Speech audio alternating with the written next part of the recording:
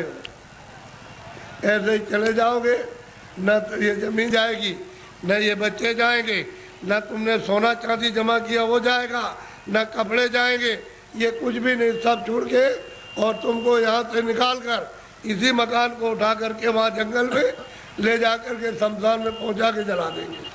क्या आपके साथ जाएगा? क्या ले आए थे आप? कुछ नहीं, अकेले आए थे। जब जाने लगोगे तो अकेले जाओगे, लेकिन इस माया में, इसमें ऐसे जड़ माया में फंस गए हो कि तुमको अपना होश ही नहीं है कि मैं किस रास्ते से आया हूँ, कैसे वापस जाऊँगा, रास्ता भूल गए। अब महात्मा महापुरुषों की जरूरत है कि वो रास्ता बताए। बिना उनके रास्ता बताए हुए जो जानता है वही रास्ता मनुष्य रूपी मकान में बताएगा। और तुम्हारा ये जो दिल है, ये हृदय जो कूड़ा कचरा पाप और पुण्य का यहाँ भरा, यहाँ नहीं, यहाँ कूड़ा कचरा नहीं है, ये सब यहाँ पर भरा हुआ, उसको महापुरुष साफ करेंगे। और फिर जब सफाई कर देंगे तो मन और बुद्धि और चित्त तुम्हारा निर्मल हो जाएगा। तो जीवात्मा जब साफ होगी तो आँख खुल जाएगी, कान भी खुल जाएंगे, सुनने भी लगना और देखने भी लगना। जब दिखाई देगा तो देवी देवताओं से मिलना भी, उनसे बात भी करना। और जो उसका रचने वाला जो है, जिसने ये सब कुछ बनाया, उस ईश्वर का भी दर्शन साक्षात्कार होगा। लेकिन तुम्हारे मनुष्य रूपी मंदिर में ही उसका घाट है, उसके पास जाने का। ये असली मंदिर है, ये मनुष्य मंदिर है। इसी को जिस्मानी मस्जिद कहते हैं, इसी बॉडी को कहते हैं चर्च।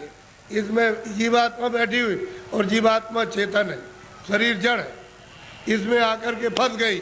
अब इसको कैसे निकाला जाएगा वो तो महात्मा जब युक्ति बताएंगे, रास्ता बताएंगे, तो धीरे से ये जीवात्मा मतलब ये जाग जाएगी और निकल के बाहर शरीर से बाहर खड़ी हो जाएगी। कैसे खड़ी होती है? जैसे मृत्यु के वक्त में जबरदस्ती निकाल के बाहर कर दिया, शरीर ये पड़ा। ऐसे ही साधन भजन करने पर जीवात्मा अलग हो जाती है और शरीर ये पड़ा वो अलग हो गई। तभी तो आप परमात्मा को देख सकोगे। जीत है जी, सबने कहा है कि मनुष्य रूपी मंदिर में जीवात्मा को घाट पर ला करके जगाओ तो दिव्य नेत्र ज्ञान चक्षु खुल जाए, तो जीते जी भगवान को पाओ।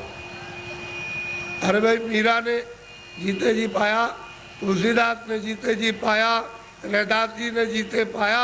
जब कलयुग में इन लोगों ने जीते जी बहुत महात्मा महापुरुषों ने और सेवकों ने प्राप्त कर लिया, वैसे आप भी कर सकते हो। लेकिन कोई महापुरुष प्राप्त करने वाला मिलना चाहिए, वो नहीं मिलेगा तो जीवन अपना ऐसे ही चला जाएगा। ये जो आप कर्म करते हो, ये इंद्रियों का बाहर का कर्म है, जड़। तो जड़ कर्म से जड़ चीज मिलेगी।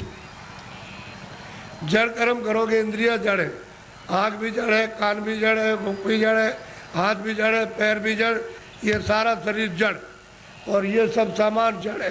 तो तुमने जड़ की पूजा, जड़ की प्रार्थना, जड़ का काम और जड़ के कपड़े और जड़ का जल और जड़ की अग्नि, जड़ की वायु, ये सब जड़ का, तो आप इसमें फंस जाओगे तो आपको जड़ चीज मिल जाएगी।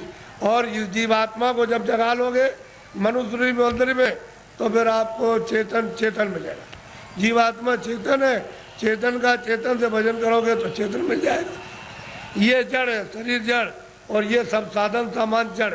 तो आप लोग इसमें उलझ गए और फंस गए। लेकिन ये पूजा जो सच्ची है, आत्म पूजा, परमात्म पूजा, ये आत्मा की और देव पूजा, वो तो आप नहीं कर पाते। वो तो मनुष्य रूपी मंदिर से उसका रास्ता, तब आपको मंदिर मिलेगा। वो तो चमकता है मंदिर, वो तो रोशन मंदिर है। वहाँ तो अंधेरा होता नहीं है, वहाँ तो बिजली जलती नहीं है, सूरज निकलता नहीं है, वहाँ मतलब वहाँ रात्रि होती नहीं है, इस तरह के पाप और पुण्य नहीं। ऐसे मंदिर में पहुंचकर अपनी जीवात्मा से मनुष्य रूपी मंदिर में उसकी पूजा करो, सच्ची चेतन पूजा, तो जीव कल्याण हो जाए सदा के लिए, ये मुक्त हो जाए, छुटकारा पा जाए। और तुम सच्ची पूजा नहीं करोगे तो इसमें फंस जाओगे, तो आपको क्या मिलने वाला? अरे पाप और पुण्य, इसका फल पा जाओगे। आप तो पुण्य करते नहीं हो, पापी पाप दिन और रात करते हो, तो बताओ कैसे तुमको फिर ये मनुष्य शरीर मिलेगा और कैसे भगवान मिलेगा? उसने तो कहा मन और बुद्धि और चित्त है ये निर्मल, और अंतःकरण निर्मल जिसका हो जाएगा वो मुझको प्राप्त कर ले। तो आपने तो मन बुद्धि चित्त है अंतःकरण निर्मल नहीं किया, ये तो काम, क्रोध, लोभ और मोह और अहंकार में फंसे रह गए। इसमें इस गंदगी को अपने ऊपर लादते रहे, पहाड़ों की तरह से लाद लिया, तो इसको उतारेगा कौन? ये सारा जीवन आपका व्यर्थ जा रहा है। मनुष्य शरीर फिर नहीं मिलेगा।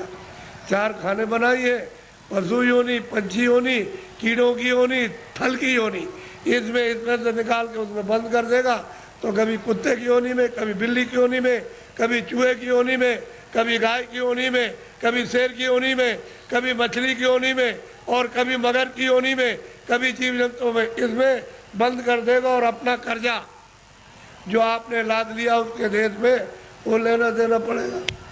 ये कर्जा का देश है बच्चा, ये देश अपने घर में जाने का नहीं है।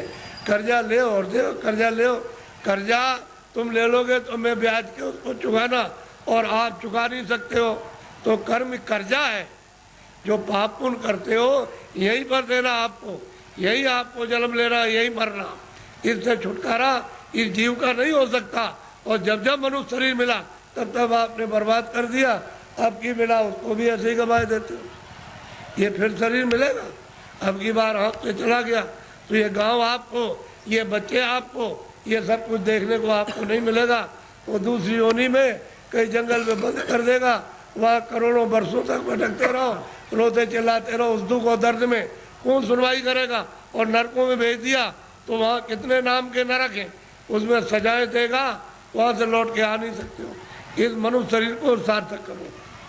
किसी महात्मा की खोज करके उससे पूछो भगवान के मिलने का कौन सा रास्ता है, तो जो जानता होगा रास्ता तुमको मनुष्य शरीर में बताएगा। फिर घर में आके दिन में खेती करो, दुकान और दफ्तर का काम करो, शाम को बच्चों की सेवा करो, और 1 घंटे का समय लगाकर मनुष्य रूपी मंदिर में सच्चे भगवान का अपनी जीवात्मा से भजन, तब वो परमात्मा मिलेगा जीते जी। मरने के बाद बच्चा मिलने वाला नहीं है। तुम ये सोचते हो कि मेरे लोग पीछे के चले गए वो स्वर्ग चले गए, उनकी कोई चिट्ठी पत्री तुम्हारे पास में आई है कि मैं स्वर्ग में पहुंच गया हूं, और तुम यहाँ बैठे हुए हो स्वर्ग के दरवाजे पर, और तुमको भी पता नहीं स्वर्ग क्या चीज है। अरे दरवाजे पे बैठे हो, इधर मनुष्य शरीर का दरवाजा, उधर स्वर्ग का दरवाजा, और मनुष्य शरीर में बैठ करके स्वर्ग में नहीं जा सकते हो, तो मरने के बाद पहुंच जाओगे।